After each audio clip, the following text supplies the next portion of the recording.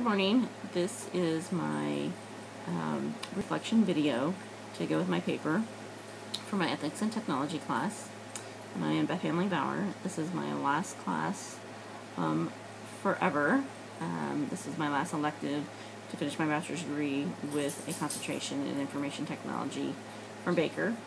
I had Larry as my teacher for 2 classes, and I think in my entire Baker career I always felt like, even though it was online classes, I felt like I wanted to have more interaction with the professors, just so I could learn more from them. But overall, getting my degree online was the best thing for me. Using technology and having the convenience of doing it when I wanted to was the best thing. The class was ethics and technology. I felt that I wanted to take this class because I felt like I knew a lot about the subject matter. I think ethical and moral behavior is critical for any IT person, because you're always going to have access and security to information that you may not necessarily need access to, and that you could at some time be tempted to use incorrectly or unethically, but may not. And I think most people aren't going to do that, but there are going to be some. So I think you have to be concerned about that particular subject matter.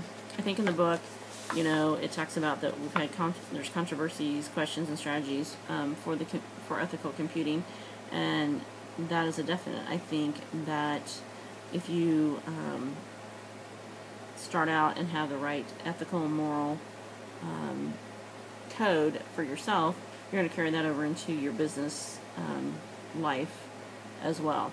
And that's what I do. I don't use technology unethically, and I morally try to keep work and personal computing in balance. I'm going to do the right thing at work and at home with technology, no matter what. I think in the book, security was the biggest subject that we should focus on. That I think we all know that security is a concern, and I think we know how to stay secure, but because there are so many technological advances and people know how to hack, and there's so many programs and people that want to use technology for bad and not good, we really have to be concerned with that. And not only do we have to from our government standpoint, from our business standpoint, we also have to think about it from a personal standpoint. So for me, I think taking this class helped me realize that I think about security and privacy, and I'm aware of it, and I know all the concerns, and I know what can happen, but I probably don't review it enough at work or at home. So for my career, I feel like I'm going to really focus on anything that I work on, not always questioning why I don't have the security I think I should have, but knowing that I'm getting security that the rest of the network guys I work with think I should have, and then any software that I manage, thinking about the people who do and don't need rights. I also think that this class helped me realize that we probably, as the company I work for, don't always really look at a framework and really think about our security and constantly review it like we should.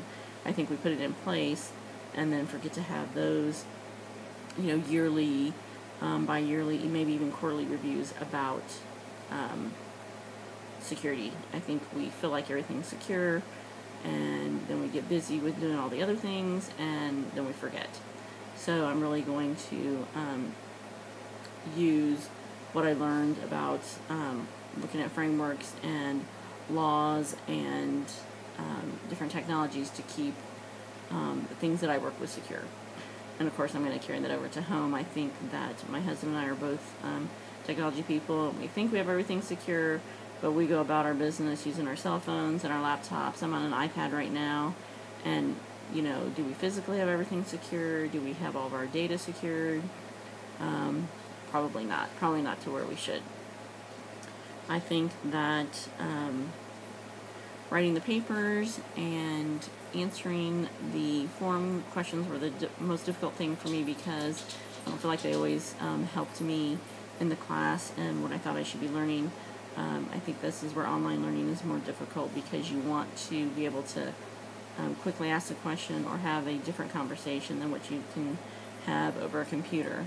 So we can be friends, and there was a discussion question: are people truly friends on the computer? And I think to a point they really aren't. They're just people and you're with at a period of time, just like my classmates and my instructor, and then you're done. And then if you want to stay friends, you're going to find a way to stay friends and maybe have a different friendship than what you have online. What else do I want to reflect on? I guess I want to reflect on definitely my paper, reflection paper. I thought was difficult for me because am I going to write too little or too much? I think it's easier to say what I reflected on, how I felt the class was pretty easy for me because I knew the subject matter and understand it. I think that, again, always just writing papers isn't helpful, but reading and then maybe having more of a discussion about it, more of the online forum chats would be more useful. But overall, I still feel like I learned more than I did coming into it. And then I also wanted to tell you that my son looked at my book a couple days ago when I was working on my homework, and he's like, oh, I don't even understand what this is about.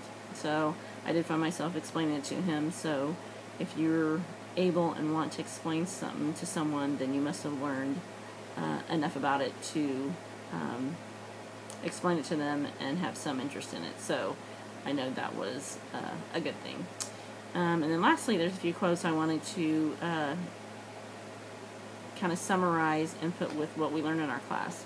So the first one is, it is not enough that you should understand about applied science in order that your work may increase man's blessings. Concern for man himself and his fate must always form the chief interest of all technological endeavors. And that was Albert Einstein. And I take that we, design technology, but we aren't always thinking about the concerns for man and the people that are going to use it. So I think if we do more of that, that would help us in any future technology. Another one is, it's only when they go wrong that machines remind you how powerful they are. And that's Clive James. Not sure who he is or when that was done. But if a computer has problems, then you know that they are powerful and that you need them and you are without them. And the production of too many useful things results in too many useless people. And that was Karl Marx. And that is true when it comes to people who don't use our technology right, and they're wasting their time and doing wrong things with it. And then lastly, man is still the most extraordinary computer of all. And that is so true, because we design technology, we break the rules when it comes to security and ethics and morality. So we are still the most important computer of all. So we have to start thinking about all those things as we keep designing and making technology more and more advanced and there for everyone to use. And this is the end, and I'm done, and I'll be a graduate of Baker, and I'll be so happy. And now I plan on hopefully working on maybe some technology certifications. Thanks. The end.